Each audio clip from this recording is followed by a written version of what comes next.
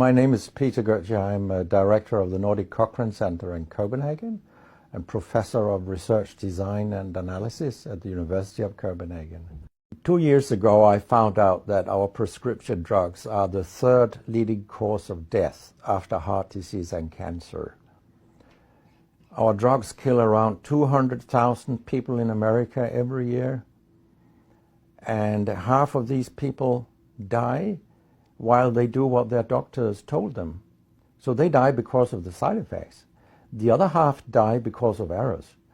And it's often the doctors that make the errors, because any drug may come with 20, 30 or 40 warnings, contraindications, precautions, and so on.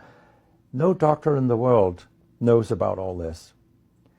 So they give patients drugs that they should not have given them, that interact dangerously with other drugs or food items or so on. And then the patients die. That's the other half. So the other thing I found out 2 years ago was that much of what the drug industry does fulfills the criteria for organized crime in US law.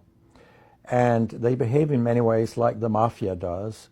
They corrupt everyone they can corrupt. They have bought every type of person, even including ministers of health in some countries. So there is a huge amount of corruption. In my country, for example, Denmark, we are regarded as having very little corruption. But yet we have thousands of doctors on industry payroll, although we are just 20,000 doctors. So this is an effective kind of corruption. The drug industry buys the professors first, then chiefs of department, then other chief physicians and so on. They don't buy junior doctors. So when several thousands are on industry payroll, it's really, really bad. And that's why I wrote my book, Deadly Medicines and Organized Crime, How Big Pharma Has Corrupted Healthcare. I hope to convince patients not to take so many drugs, because so many die from the drugs they take. In my country, people take so many drugs that every single citizen can be in treatment with 1.5 drugs from they are born till they die. This is incredible. And drugs are not that helpful. And they kill very many of us. We know that. That's why drugs are the third major killer after heart disease and cancer. So what we need in the coming years is to take far fewer drugs than what we do currently.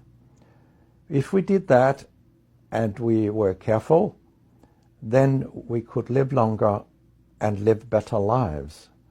Because drugs have many side effects, and patients often don't realize that when they become worse, that it could be a side effect of the drug, which they continue taking because that's what their doctors tell them.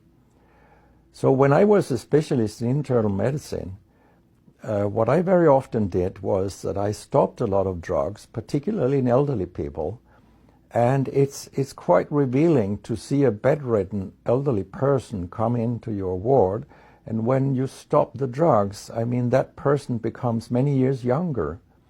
And many of these drugs affect the brain, and old people tolerate that very, very badly. They fall, and when they break a hip, 1/4 of them die. And for example, antidepressant drugs are used in more than 10% of our elderly. And they seem to kill 3% of them every year. I mean, if 100 old people take an antidepressant for 1 year, 3% of them will die because they fall and break their hip. This is a huge death rate. So a lot of other drugs than antidepressants also make people fall and kill them. And they may affect your cognition, your memory, and all these things. And then they interact in ways that we know almost nothing about. Very many elderly, they take more than 5 drugs a day. And we actually don't know how these drugs interact with each other. What we do know is that all drugs have many effects in the body, and some of them interact also in their metabolism. so that you can get a too high concentration of a drug if you take other drugs simultaneously. So we make a lot of harms that we don't even recognize. I have a pretty colorful collection of things people have called me during all these years. And sometimes journalists have asked me, why do you always look up controversy? And my reply is, I don't. Controversy looks me up. Because it's not popular to tell the truth in healthcare. You will get a lot of enemies. Because a lot of people make money on false premises. Doctors and industry alike. And our drug regulators and our politicians, they are on board on this wagon. So very few people are independent of money in healthcare. And of course, I have attacked a lot of holy cows during my career, and people have screamed loudly. In a French journal, I was called a statistical masturbist because I showed with statistics that mammography screening didn't work and things like that. And I was even accused of scientific misconduct by the Association of the Danish Pharmaceutical Industry, which was completely ludicrous. It was harassment from beginning to end. They came with vague arguments that we cannot recognize the conclusions in your study, and they could have come up with numbers and said, these numbers are wrong. They didn't do anything. It was only harassment. It lasted 18 months, I think, the whole thing. And then when we were acquitted, I made sure that this nasty behavior was described in the British Medical Journal. So after that, they haven't come so much after me, the Danish drug industry. And when my book about organized crime came out, they just lied about it, as they always do, that my examples were old, they went back 90 years and so on.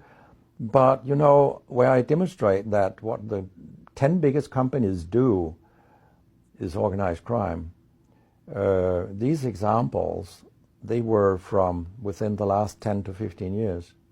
That's not old examples. And the crimes have increased because when crime pays, you will have more crime. That's how capitalism works.